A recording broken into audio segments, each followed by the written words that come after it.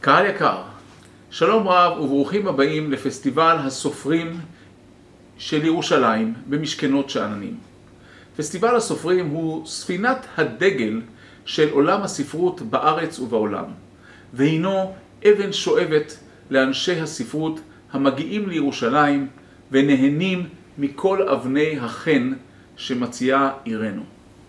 אלפי מבקרים שוחרי תרבות מגיעים להתארח בעיר וליהנות משפע אירועי הספרות במשכנות שאננים. אחד המקומות היפים והקסומים בארץ. גם בימים אלו, בהם עוברים על עולם התרבות אתגרים לא פשוטים. אנחנו שמחים ונרגשים על כך שהפסטיבל יתקיים במתכונת פיזית ודיגיטלית כאחד. אנחנו גאים כל כך שהפסטיבל מתקיים בירושלים זו השנה התשיעית. ואני שמח להזמין אתכם להצטרף אלינו ומאחל לכם הנאה צרופה. ברוכים הבאים לפסטיבל הסופרים ירושלים במשכנות שאננים. הפסטיבל הוא אחד מהאירועים המרכזיים והחשובים ביותר בעולם הספרות בארץ. ומדי שנה הוא מציג שורה ארוכה של סופרים וסופרות מכל רחבי העולם ומישראל, המייצגים קולות חדשים ומרתקים בשדה הספרות. נדמה לי שאין צורך להכביר מילים על שנה המאתגרת שחוו מוסדות התרבות בכלל בירושלים ותעשיית הספרות בפרט, ודווקא משום כך אנו גאים במיוחד בקיומו של הפסטיבל השנה. אני מזמין אתכם להצטרף אלינו לאירועים הפיזיים במשכנות שאננים, כמו גם לאירועים ברשת. התוכניה המרתקת והעשירה מוכיחה כי דווקא בימים אלו הספרות היא אקטואלית מתמיד. צריך לדבר עליה, צריך לדבר איתה, והכרחי להכיר את הקולות האחרים בעולם, לספר להם את הסיפור שלנו ולשמוע וללמוד מהם על הסיפור שלהם. הקרן ירושלים פועלת במשך כל שנות קיומה כדי להביא את רוח היצירתיות, התרבות והסובלנות אל ירושלים.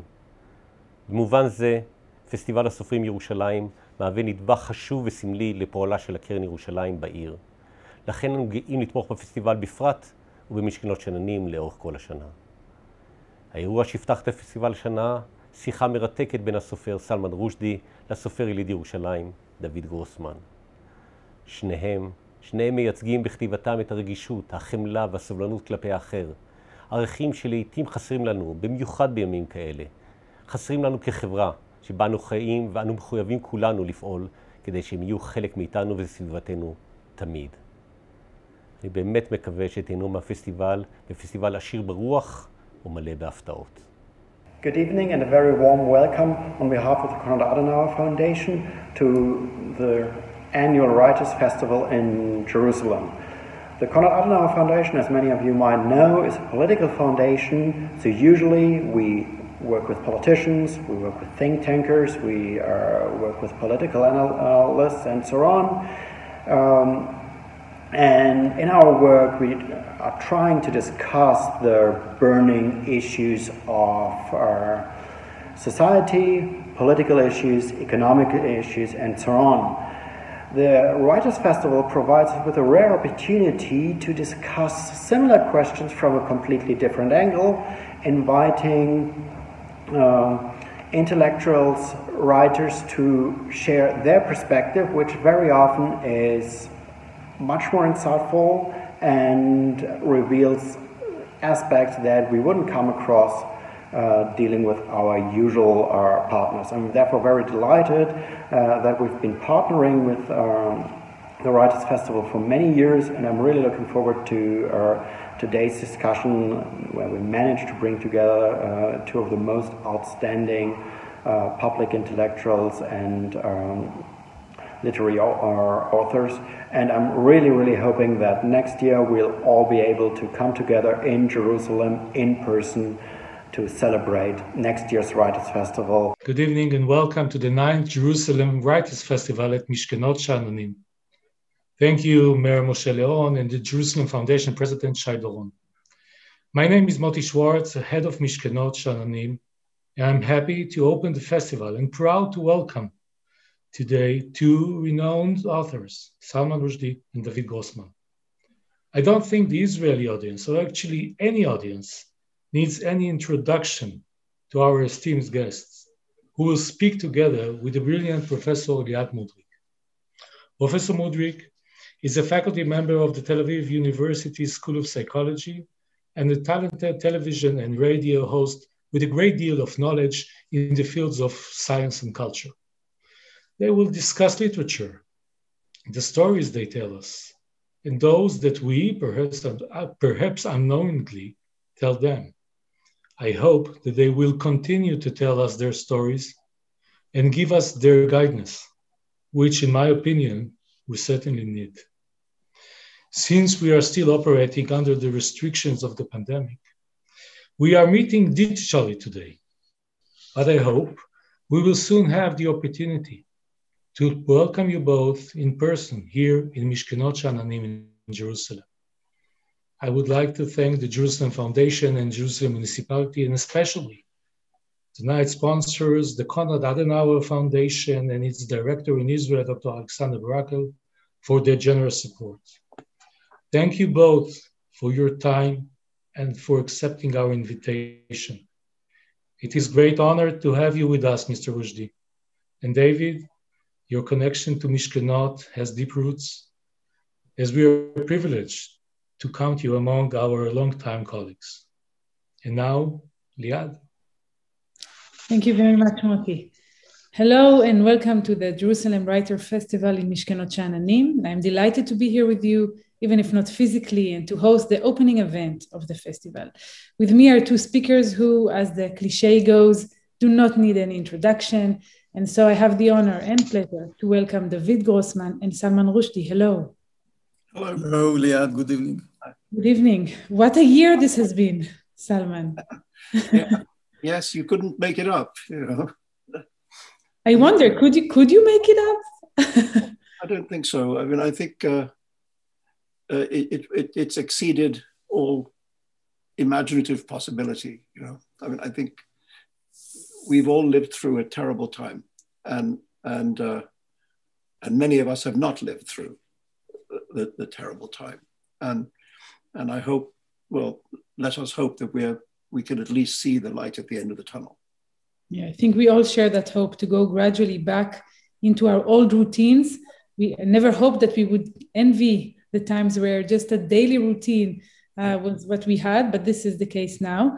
But I do wonder if you were to imagine such a scenario, given the intimate understanding you two have of human beings and what makes us tick, could you imagine this surreal reality, how quickly we adjusted to virtual connections, how people reacted to the pandemic?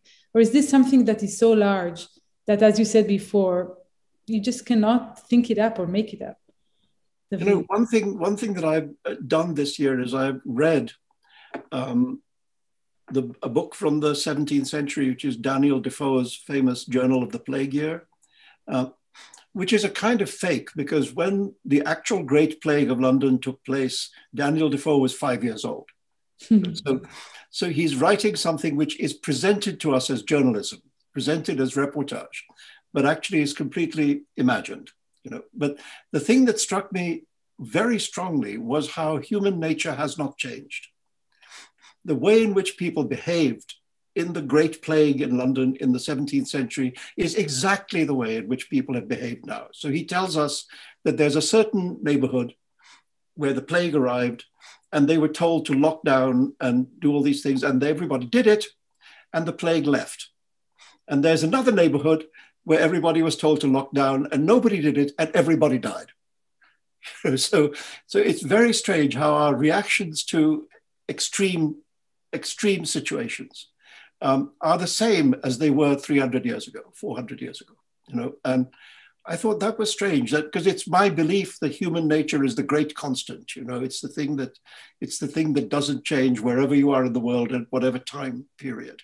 Really? And because our surroundings has changed tremendously, and technology. You think human beings are human beings no matter where they are and when they are?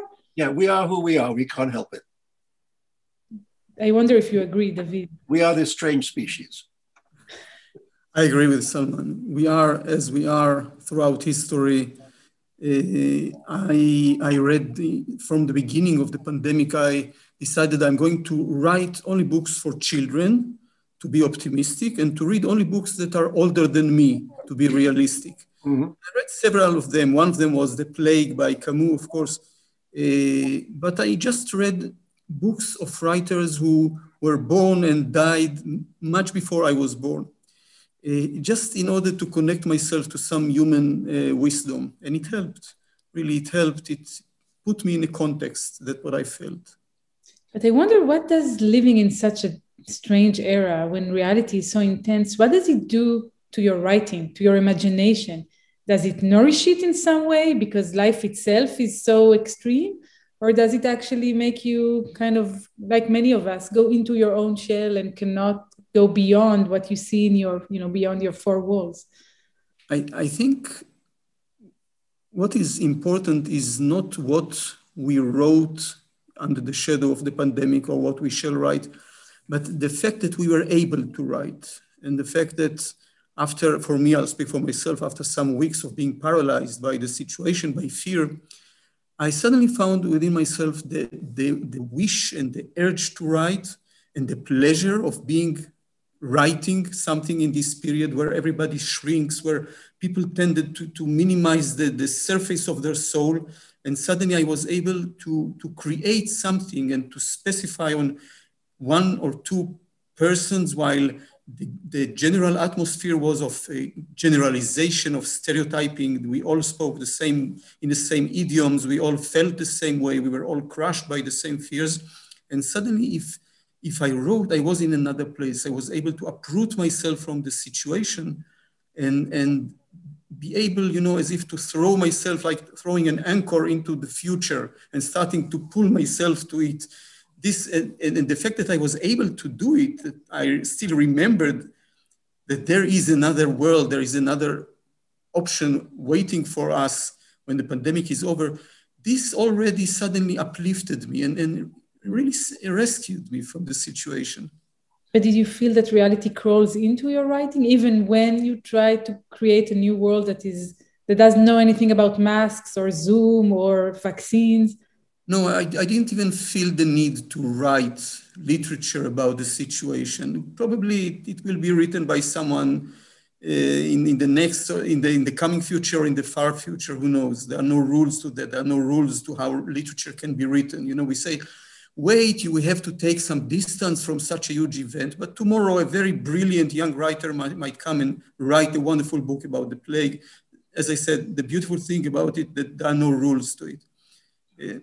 Salman, how do you feel? I mean, my feeling about the pandemic is that we all think the same thing, and therefore there isn't very much interesting to write about it, because everybody, we have all had the same experience, and so we already know how we react to that experience, and there's nothing in a way for me as a writer to say that people don't already feel and don't already know. So what happened to me was that first of all, I was not well because I had the illness, but I recovered I had it very early, at the very beginning of this thing, in March of last year. And then after that, for a while, I was not able to write. I tried, and I actually started 2 different projects and wrote quite a lot, wrote so like 50, 60, 70 pages of each, and then realized that they were awful and put them aside. And then I thought there's just the situation was so overwhelming with these hundreds of thousands of people dying, that I thought maybe this is not a time to write, this is a time to listen and to learn, But then eventually, like you, it took me longer than you, but eventually, after about 6 months, I was able to find my way back to work.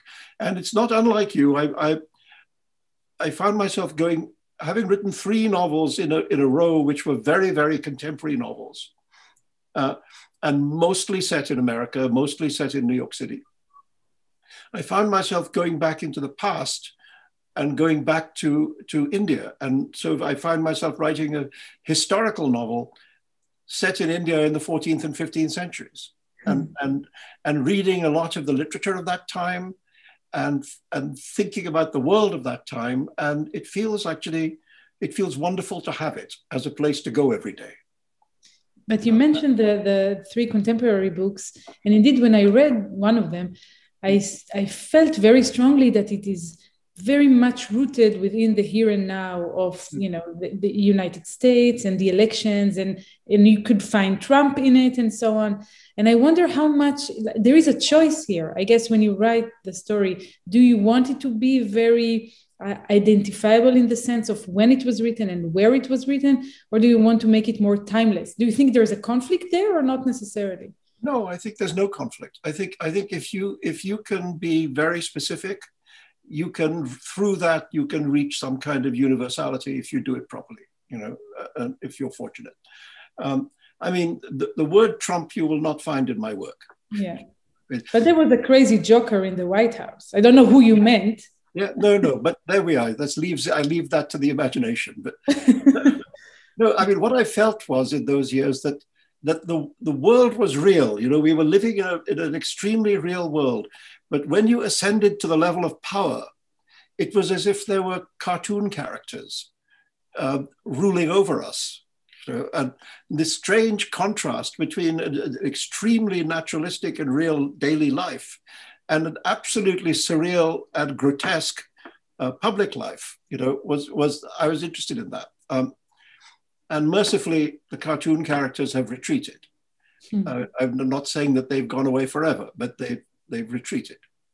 But is there a need when you write to kind of find a room for your political voice or your opinion? No. I mean, it just depends. I mean, the books go. Some of them are more engaged with the public subject than others. So and a novel like The Enchantress of Florence has almost nothing to do with it. That's the other historical novel. And I was very interested in writing about both the Emperor Akbar and in Europe, Niccolo Machiavelli, and I never expected to find them in the same book, but that's what happened. So no, I mean, I'm interested in the relationship between our private lives and the public world, and the great question of history, because I was a historian by training, the great question of history is, are we masters or victims of our times? Do we make history, or does history make us, or unmake us? And so what are those meeting points between private life and public life? And sometimes I try and find those crossroads, where those two stories, your private story and a more public story, where they intersect, and try and build the book on that point. But politics, I'm more interested in history than politics. But maybe politics is a bad word. Let me talk about values, because I'm thinking about your books, David, for example. In many of them, if not all of them, there is always one character or more that tell a story. And that story is held to have the power to change reality. So if the mother escapes the notice about her son, maybe he wouldn't die. Or when the child has to choose who, in his mind, who will die, that might determine the fate of his father or his mother. So is there some kind of hidden assumption or wish maybe that words can change reality? And in some way, this is what you are trying to do in your books? Yes, I think you are right. I somehow believe that if we tell an old story with new words, something can be changed in reality, in the reality of the story, but maybe even in wider circles of that. I think that if we tell an old story with new stresses, with new emphasis, with more flexibility, not to be totally stuck in the place that we declamated this story 100 times before, but rather to try really to bring it to life, to massage it. If we are doing that, suddenly we are not trapped in our official or formal story, because you know, Lia'ad and Salmán, every one of us, we have our official legislative stories that we handle new people, new acquaintances, when we meet new people, when we want to impress new people, when we want to gain their sympathy or love or mercy or whatever. And we know how to tell this old story because we have told it for so many times in the past and they always worked for us, so why to change?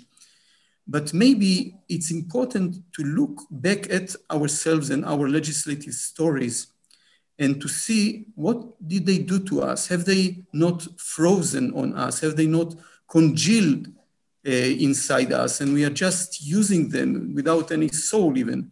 And if we allow ourselves to tell them anew, then new reality is being revealed. You know, we can write about our parents, and we all have the usual words we describe our parents and our relationship and how we were mistreated when we were young, and we know all these shticks. But if we tell it anew, maybe we are able to understand that also mother had a mother, and also papa had a papa. They all also had and have their reasoning for behaving the way they did. Maybe they are also trapped in their stories. And if I really want to do good, I can try to liberate them out of their frozen, congealed story. Now, I say it, of course, regarding individuals, but you hear the echo of a larger scale, of the official legislative myths of a nation, of a country.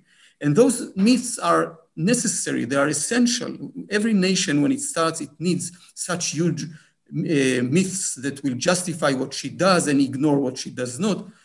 But maybe after some decades, Israel is, 74 very soon. Maybe after so many decades that we are declamating the old stories, maybe it's important and useful that we look deep down at them and understand that we are trapped in our official stories, that they do not give us life, they do not give us the future we deserve. We are imprisoned in the old beliefs and in the old cliches and the old prejudices. So also from that point of view, to tell an old story in a new words is really very, very recommended. But who holds the pen and paper for these nationwide stories? Who can write them anew and change the narrative of a country? No, maybe he can. No. Thank you very much. No.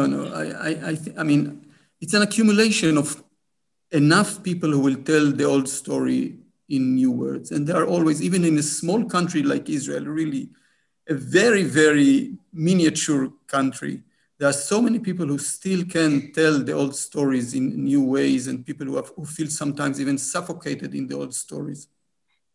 I agree with every word of that, but I think we are a story animal. You know, we are people who understand ourselves through narrative. You know, and we are actually the only species on the planet that does this unusual thing of telling itself stories to understand the kind of creature that it is. And some of these stories, as David says, some of these stories are very old, and some of these are new. And the stories, I see it as like concentric circles. You know, that if you have a family has family stories. You know, and when you join a family, if a baby is born or somebody marries into a family, you're gradually told the stories of the family, and that becomes a kind of belonging. You know, and then if you circle out from the family, you know, a city has its stories, a community has its stories, a nation has its stories, you know, and we're all in these stories, and sometimes they atrophy. And I think they absolutely, and sometimes they can be renewed in a darker way. And I think one of the things that's been happening at this public sphere, in all the three countries that I've spent my life thinking about, is that there's been an attempt to rewrite the narrative of the past in order to justify activities in the present. So in India, an attempt to rewrite the history of India as being a simplistic kind of, you know, Hindus good, Muslims bad narrative in order to justify Hindu nationalism in the present. In Britain, the whole Brexit thing was fueled by a fantasy of the past of England, you know, where England was this wonderful place where before all these unfortunate foreigners arrived. And if we could just get rid of the foreigners, we would go back to this golden age. And of course, here in America, we had the Make America Great Again business. So the point about they're all golden age myths, you know, and the thing about the golden age is it never existed, you know, but it can be used to drive events in the present. And I think sometimes we have to tell stories against other stories, you know, and we may be in that kind of position. I mean, I remember one of my favorite... But let me ask this at this point, because it's a crucial point, I think. So do you see it as some kind of a role to come up with the counter stories to those stories that you... Yes, in broad sense, yes. I mean, my favorite novel of Orhan Pamuk is a novel called The New Life, in which there is a book that is never named. But everyone who opens the book, their life is changed forever. And we are never told what the book is. You know, the book could be the Quran, or it could be a novel of David Gros,man. You know, I mean, but it's never described. The contents of the book are never told to us, but the book changes the life of everyone who reads it. And I do think that literature has that power. It can change us one reader at a time, you know, because I think the effect of a book that you love, maybe we don't love so many books in our lives, you know, the books that we really love, you know, but the act of loving a book is to be changed by it. You know, you begin to see the vision of the work in some ways joined to your own vision of the world, you know, and I think we can do that. If we are good enough, we can sometimes do that. I couldn't agree more. And I do wonder, though, if there is like this big burden of responsibility. If you can change the world with your words, if you can create stories that would fight the narratives that you find dangerous, then isn't the action of writing or the act of writing becomes something that is bigger than the writing itself? I don't know. I mean, let's not overclaim. No. you know, Salman, what you told about the book of Orhan Pamuk, the unread book, it reminds me of a Jewish story of the Yiddish writer and poet, Avram Sutzkever. He's a wonderful poet, one of the greatest in the world, I think he was. And he told once that when he was in 1944 in the ghetto of Vilna, he had to escape to join the partisans in the forests. And so he said, at that night, I discovered the great power of a poem. He said, nigun. Nigun is a Hebrew word. It's like a melody and a poem in the same word. And he said, I had to cross a minefield on my way to the partisans in the forest. And nobody knew where the mines are buried. So every step I made could have been my death. And then I realized, he said, the power of the melody, because I started telling myself a melody in the rhythm of my walk without knowing what will happen in my next step. And I saw people torn to pieces next to me. And I saw a foolish bird that got too close. And I kept telling this melody to myself again and again until after 1 kilometer, I came out of the field mine undamaged and unhurt. And then Sutzkever smiles to the reader. This nigun somehow evades me. I do not remember it anymore. Can you tell me what that was? And I thought how clever he is, how clever Sutzkever was, because these essential nigunim, melodies, are forgotten all the time, and we have to recreate them anew. Everyone has his or her own nigun, and we are the creators of them. So tell me, how do you find your nigun? Because I think many people can tell you about the story of the experience of reading a book. Not so many can share the experience of writing a book. And I know that as a reader, I'm always very curious about the process of writing. And how do you find this special nigun or truth or story narrative that drives your book? So maybe if you could each share the writing process itself. Is it a routine? Is it structured? How does it go when you start thinking about a book? I think if I knew the answer to your question, I would have written a lot more books. The book finds you in some way, I think, you know, and I find, I don't know about you, David, but I find sometimes the most creative period is when I don't have a book to write. You know, I mean, I work just as hard. You know, I mean, I sit at my desk every day and I see what shows up in my brain and I try things out and I discard almost everything. I mean, everything really.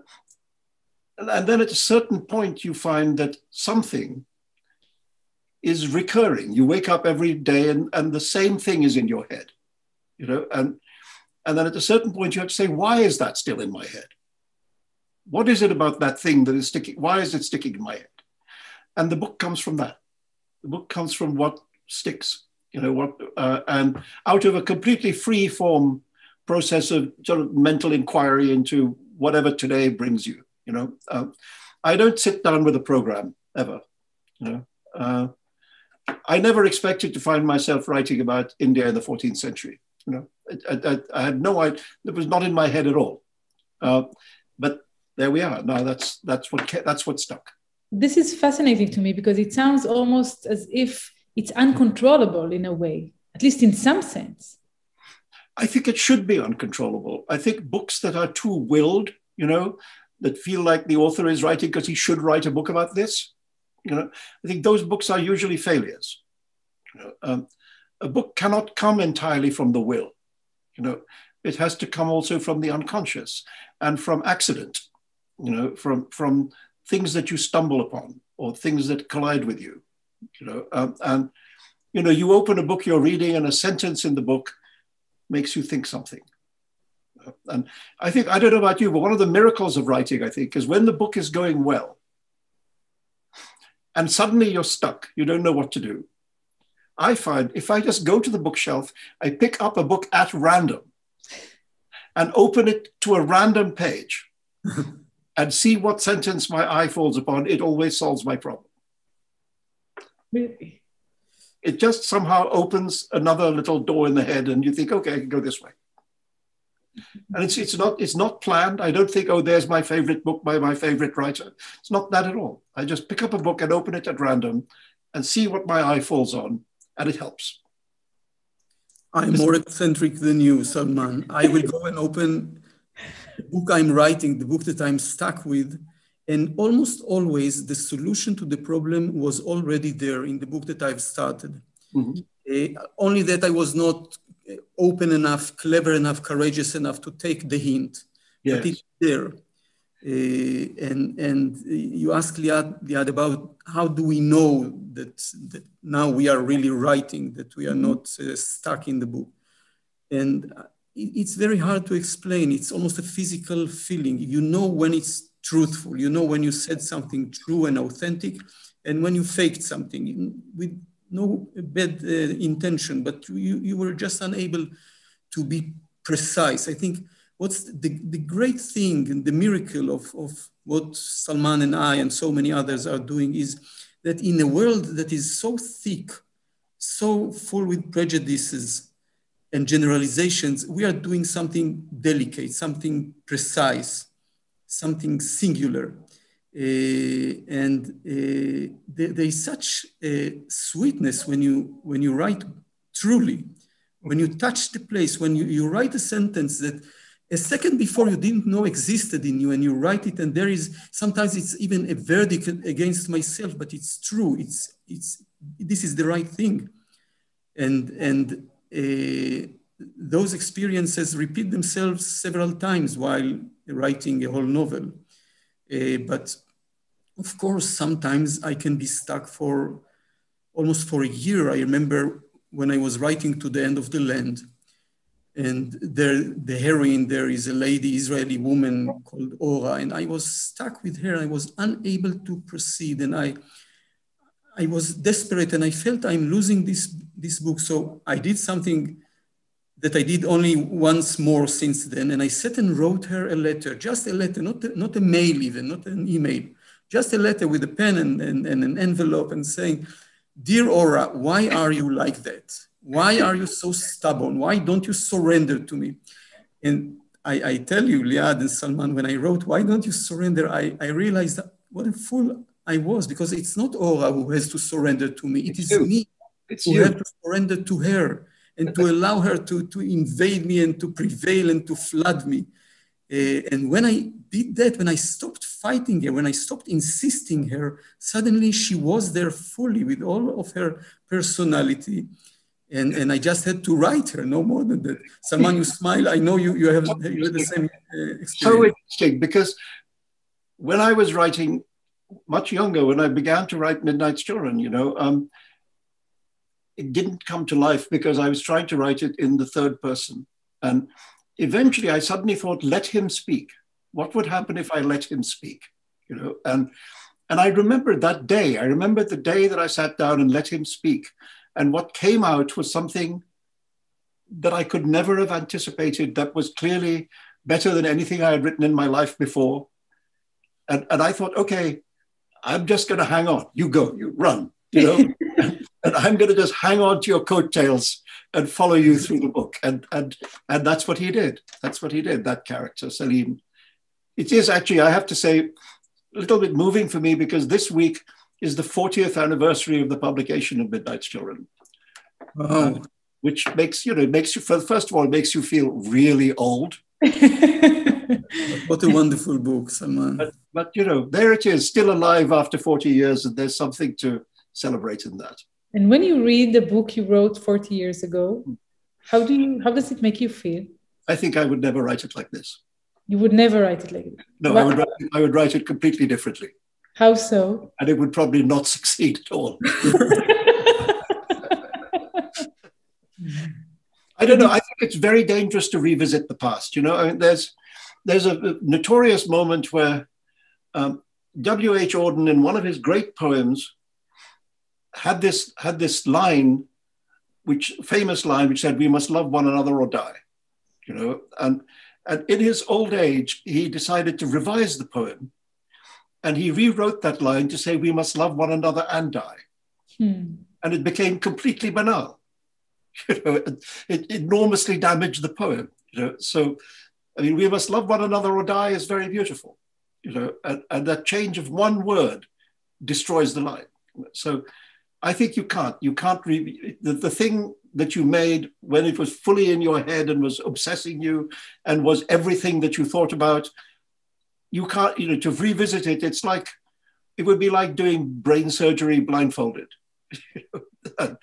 But you do realize that for us ordinary people, I cannot grasp what you mean when you say, I have to let Ora, take control over me, or I have to let him speak and I just write what he says.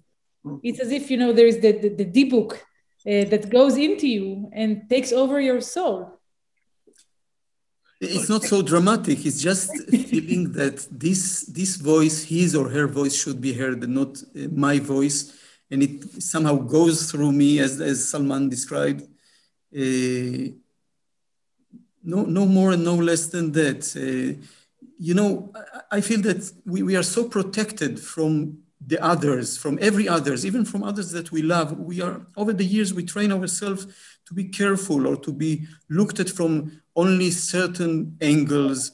And we forbid ourselves to be surprised because we might be betrayed even. And so we stiffen, we become, you mentioned before the word narrative about the good Indians and the bad Muslims. I think what we do is to massage a narrative, because narrative is, after all, a human story that has congealed. And we try to make it more flexible and more breathing.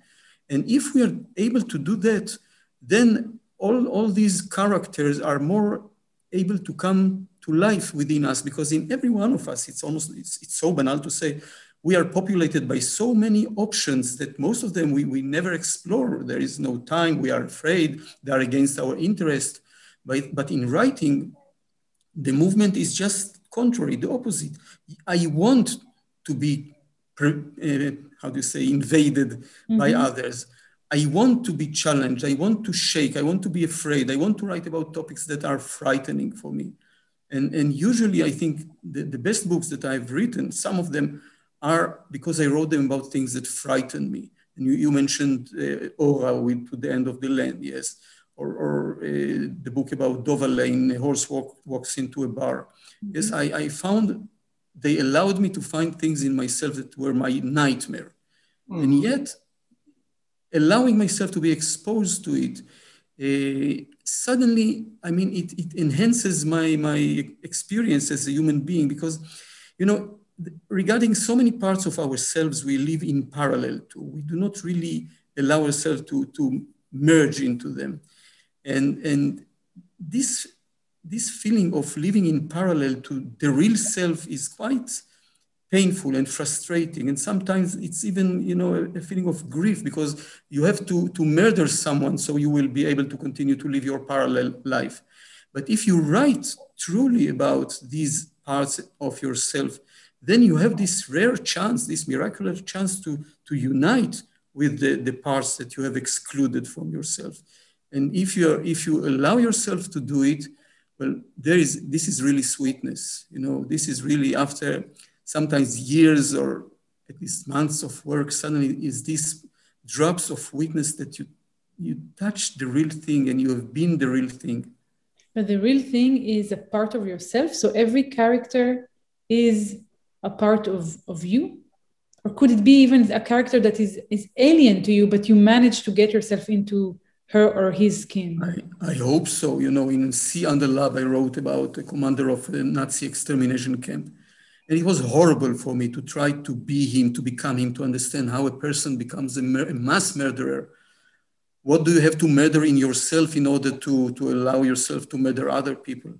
But I insisted it was important for me to be there, not to protect myself, because again, not to protect. I think that's what we are not bad at. What do you say, Salman? You smile. Yeah. No, I'm saying that I think the subject of otherness is very important. To be able to be in your work the other, to be something other than yourself. I think these days there's a kind of idea that all literature is somehow autobiographical, and that people are always searching for the writer in the book, and you don't like it, I sense. I have increasingly become determined to write in such a way that nobody can find me in the book. They can't say, oh, that character is him, because I think that's such a narrowing of how you respond to a book. And so, yes, of course, it's true. Madame Bovary, c'est moi, as Flaubert said, you are all your characters. But it's very important to find, as David was saying with his Nazi, to find a way of entering into the thinking of somebody who is completely unlike you. I wonder, is it then difficult to go out? So, when you close your office door and you get up from your writing desk, and now you get back to your children, to your family, and you should leave that character aside, or does it hunt you also, at night or whenever? I think writers are different. There are writers who are so immersed in the book that they cannot really leave it until it's done. I find, I don't know about you, I find at the end of a day's work, I like being able to leave it behind and leave the room and be in another reality with, as you say, your family and your friends, etc. I find it gives me the energy to go back the next day into that world. But there are writers who are the opposite of that. I don't know how you feel about this, David. A mix of both. It's very hard for me. I remember when the kids were very young and at 1 o'clock I had to close the computer and to go up and to make the schnitzel and the spaghetti. And half of my soul was still there, torn there. And yet, if I have to answer truly, I do not want to see my life as a hermit, as a person who isolates himself or herself from reality.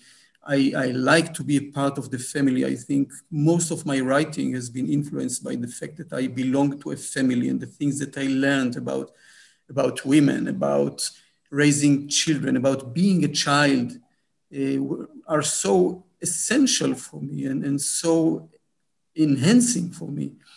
So, but I agree. There's a moment in my life after I had children when I realized that my perspective as a writer had changed. So when I started out, I was writing as the child looking at the adult world, and I suddenly found I was writing as the parent looking at the world, that literally the point of view had reversed, and that was because of the experience of being a parent and having children, rather than the earlier experience which we all have, which is of being a child and having parents. But when you reverse that generational thing, it also reverses your perspective in some way. And it did that to me. It's now much harder for me to write as a child. I'm actually interested also in another change of perspective. And I'm guessing you might not like my question, so I apologize in advance. But I do wonder also if there is a change in writing your first book, 40 years ago, as a nobody that no one knows, versus writing as Salman Rushdie or David Gurosman with all the gravitas that already comes with the name, with the kind of status that you gained throughout the years. Is the writing different? I knew you wouldn't like it, but still. Well, Salman. You go first. I think, I mean, obviously there's some difference because when you're starting out, I mean, when I was writing my first books, I wasn't at all certain that they would even be published. I had no way of knowing how people would respond to them, you know, and whether anybody who was not related to me would buy a copy, you know. And so you have all that uncertainty, you know. And I mean, gradually that uncertainty goes away because you know that the work will be published and it will find readers in other languages. I have to say, Israel, my first novel, Grimus, the first country that bought a translation right to that was Israel. It was one of only 2 countries that did so. The other one was France. So I'm very grateful to Israeli readers who got there very quickly. But we were there first, not only the COVID vaccines, but also identifying detecting the So, but I mean, I think different. I don't think it's that different. I think it's more to do with aging than with celebrity. Mm-hmm. You know, I think you find yourself in different places in your life, and that takes you into different directions as a writer, and different doubts, different fears, etc. I think it's more to do with like just the journey of life, you know, than whether you're famous or not famous. I think that even if in the beginning of the writing process, I am aware that other people will read it. I think what my wife will think, what my children, now I have grandchildren that I have to be embarrassed by. My parents are alive and my father is even reading everything I write. I'm very privileged. And then what other people might think, and critics and the prime minister, who knows? But after a while, I think the book itself and the characters become such a magnetic field of its own that this is what matters. All the rest does not matter. And there is the internal, bless you, Lia'ad. Thank you. Just to prove that what I said was right. I mean, if the characters are true, then they are dictating what I feel about it. Yeah. But who is the judge of that, of the trueness? Like, is it only you that can tell you, okay, this is truism, this I found what I was looking for? Or does it happen when you write something and it feels like this is the utmost truth, and then 2 weeks later you read it again and you say, no, I'm not there yet.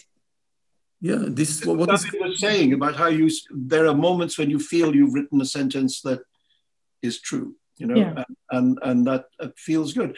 I mean, I think of it like in almost musically, that, you know, you like the way in which you can have a tuning fork with a certain note, you know, and you're trying to hit that note, and when you hit the note, you know you've hit it, you know, and when you miss the note, you know that you've missed it also. So, I mean, Ernest Hemingway, in his Paris Review interview, said, and you'll excuse the 4-letter word, that every writer needs a very good shit detector. His argument was, if you don't know when it's bad, then you don't know when it's good.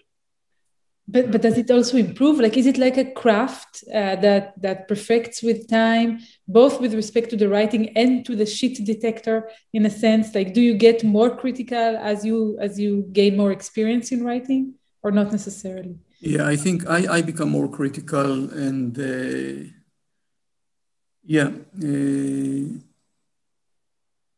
maybe because of that, it takes me more time now to write.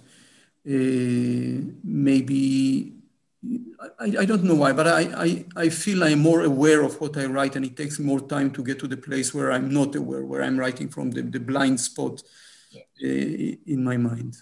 I think that's absolutely true. I think when I was younger, I could write more fluently, you know, and it would probably require more reworking.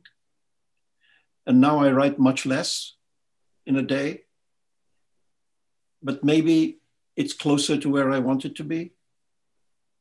That small amount that shows up with all this self-criticism and worry and throwing things away and etc. You know, so I think now I do it. I'm much more careful, and I think maybe much more aware. You know, and I do think technically you learn. You know, I think that what I know as a writer, just purely in technical terms, is greater now than it was at the beginning. That doesn't mean I'm better, you know. It just means I know things I didn't know. I agree with you, Salman. I started now writing something new, and actually, like some novels in the past, I start with 2, 3, 4 ideas simultaneously, and I cannot decide. And I give ideas, I give birth to ideas to each one of them for a long period. It's now, I think, a year that I've been writing these 3 ideas. And I just know that I have to wait until one of them will break through and will become the book that I really need to work, that the book that is the most relevant for me. But I cannot decide which one of them it will be. Because if I impose my decision, after some weeks it will fade out. I will not have this book. And it's not easy to allow somebody else, i.e. the book, to dictate for you if you will read it or not. Yeah. You know, the only writer I ever knew who had the mental discipline to work on many things at a time was Italo Calvino, who I knew a little bit. And I remember visiting his apartment in Rome, and he had different writing desks. Oh. And on each desk, there was a different project. Wow. And he would decide, today I will write, you know, Invisible Cities. The next day I will write, you know, The Baron in the Trees, etc. I mean, he could literally work on 2 or 3 projects at the same time. And so I believe, I don't know, this is just rumor, that when he died, he left behind several unfinished books.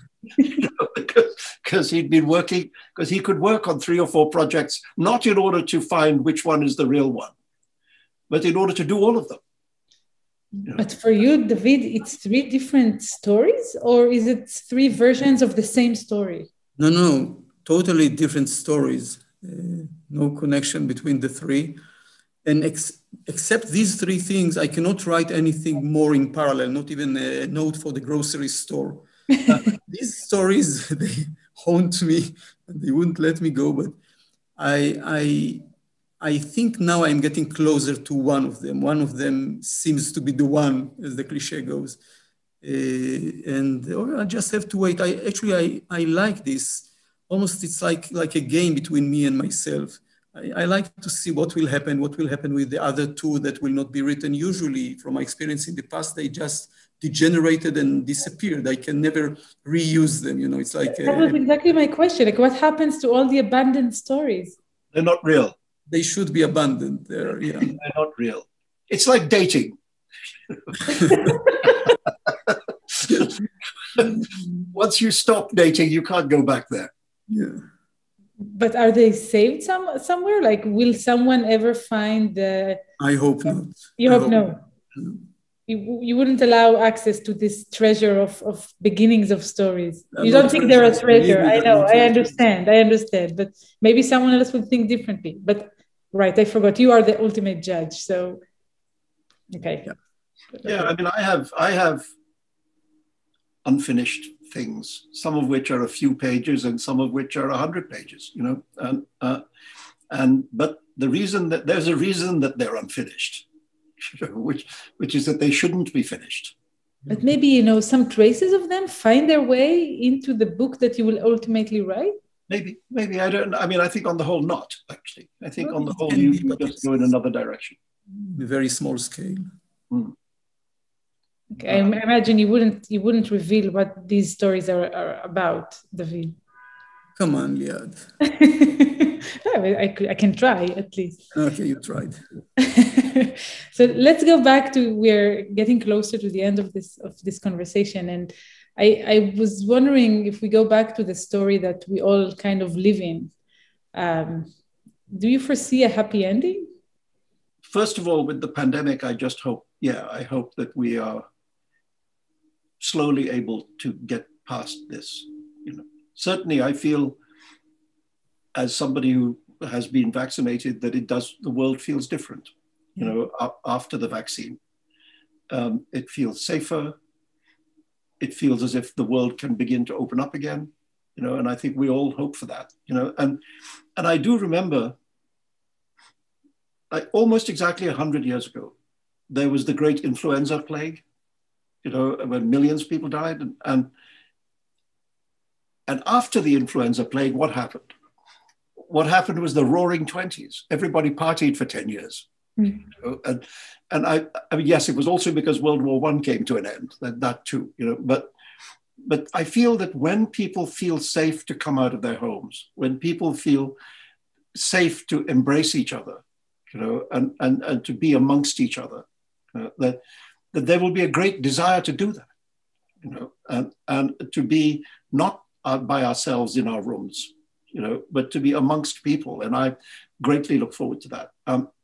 As far as, the public sphere, I mean, let me just confine myself to America, because I think it's a kind of absolutely critical moment in the United States, where we narrowly escaped the destruction of democracy, just by the skin of our teeth.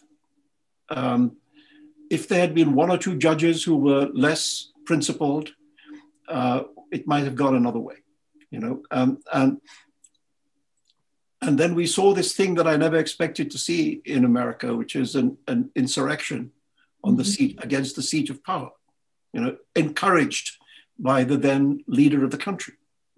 A revolution being led against the nation by the President of the United States. I mean, extraordinary moment where we just about got away with it. And now suddenly, it is true that the new president is by and large very popular right now. And the things he is trying to do are also very popular. But underneath it, that phenomenon that brought Trump to power has not gone away, and I really worry about it. I really worry about it, because the next neo-fascist leader could actually be better at it. One of the things that saved us was that Trump was so incompetent at being a despot, because he didn't really like hard work. I mean, I remember an interview he gave in which he said that being president of the United States, he said with surprise that being president of the United States was harder than running the Trump organization, as if he hadn't thought it would be. So anyway, I just think we're at this kind of hinge moment where right now things are going very well. It's possible that Biden could be that very rare thing, which is a lucky politician, that he inherits the recovery. At the moment, the American economy is booming. 200 million vaccinations have been done. People feel more optimistic. That recovery is exactly what every politician dreams of. And he will no doubt attempt to take all the credit for it. And maybe it will get him reelected, and maybe the country will slowly change. But the darkness is right there. The darkness is right there, and I worry about it. David?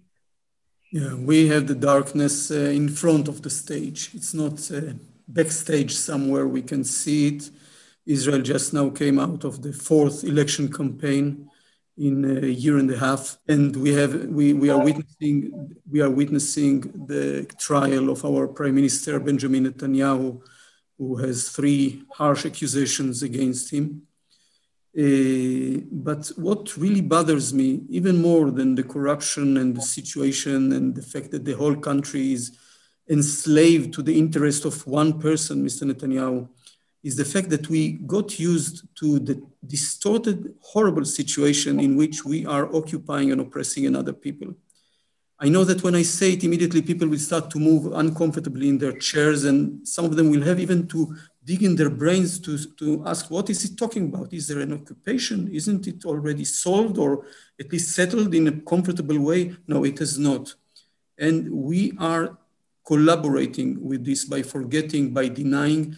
And yes, the conflict between us and the Palestinians now is fading out a little, and the current generation of the Palestinians are totally incapable of doing anything to change the situation. But the situation is here and it's here to stay. And like a rule of human physics, it will explode after a while if you suppress people for so many years. And we are occupying the Palestinians for 54 years now, very soon. If you do it, in the end, it will explode. It cannot last forever. We shall have to pay for that. And I do not see any willingness of our leaders to create a change, as if they think that this situation can go on forever. Nothing will become worse than what we are witnessing now here, and then there will be an eruption of bitterness, of frustration, but we can handle it. We built all the mechanisms in order to neutralize those explosions. No, we have not. It will stay with us and it has to be solved. And the great peace treaties we signed with the Emirates and with Morocco are very important. I do not make light of that, but they just ignore the real bleeding problem at our door, which is the occupation we are creating. We have been creating for so many years, and it is here and it's here to stay with us, and we must solve it. If we don't do it, I really don't know where we shall find ourselves in 5-10 years from now. It's interesting because we've spoken several times in the past, and I always sensed a very strong sense of hope on your side, but here you sound different. So I'm trying to see if there's any positive notes by which we can end this conversation. Salman is smiling. I'm less and less hopeful. I see that more and more people they stop to believe in the option of peace between us and the Palestinians. I'm not hopeful about this, and I think it will have an effect on our life in many, many walks of life. If you want some hope, you have to all gentlemen who continue to write in this situation and believe in writing and believe in the option of storytelling. I think this is enough.